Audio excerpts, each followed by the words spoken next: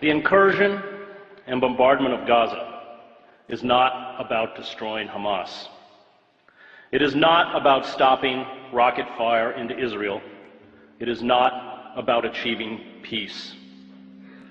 The Israeli decision to rain death and destruction on Gaza, to use lethal weapons of the modern battlefield on a largely defenseless civilian population, is the final phase in the decades-long campaign to ethnically cleanse Palestinians. The assault on Gaza is about creating squalid, lawless, and impoverished ghettos in the West Bank and Gaza, where life for Palestinians will be barely sustainable. It is about building a series of ringed Palestinian enclaves where the Israeli military will have the ability to instantly shut off movement, food, medicine, and goods to perpetuate the misery.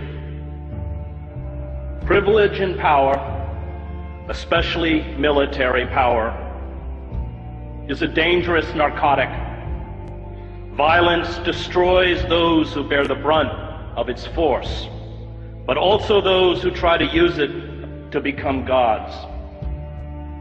Israel uses sophisticated attack jets and naval vessels to bomb densely crowded refugee camps, schools, apartment blocks, mosques, and slums, to attack a population that has no air force, no air defense, no navy, no heavy weapons, no artillery units, no mechanized armor, no command and control, no army, and calls it a war.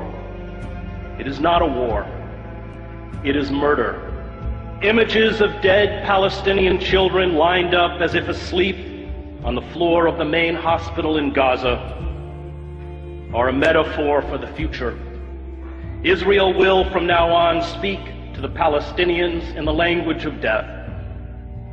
Those who orchestrate such sieges do not grasp the terrible rage born of long humiliation, indiscriminate violence, and abuse. A father or a mother whose child dies because of a lack of vaccines or proper medical care does not forget. A boy whose ill grandmother dies while being detained at an Israeli checkpoint does not forget. Families who carry the broken bodies of their children to hospitals do not forget. All who endure humiliation, abuse, and the murder of those they love do not forget. This rage becomes a virus within those who eventually stumble out into the daylight.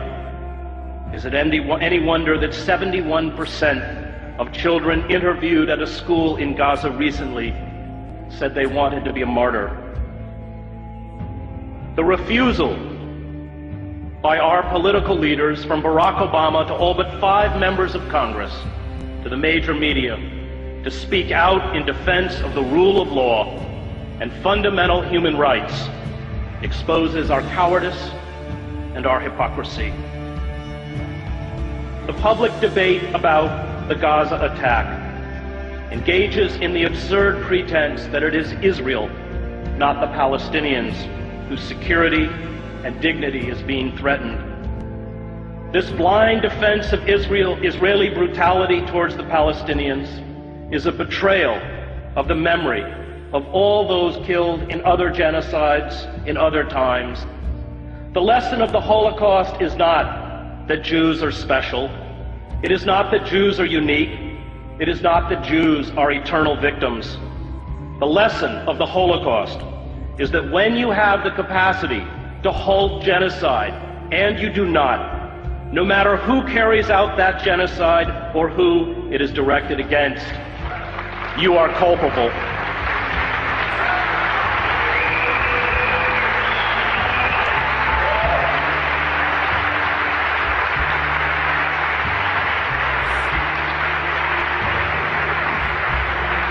And we are very culpable The F-16 fighter jets, the Apache attack helicopters, the 250-pound smart GBU-39 bombs are all part of the $3 billion military aid we give to Israel.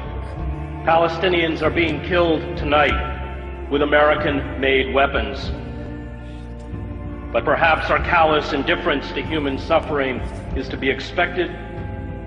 We, after all, kill women and children on an even vaster scale in Iraq and Afghanistan.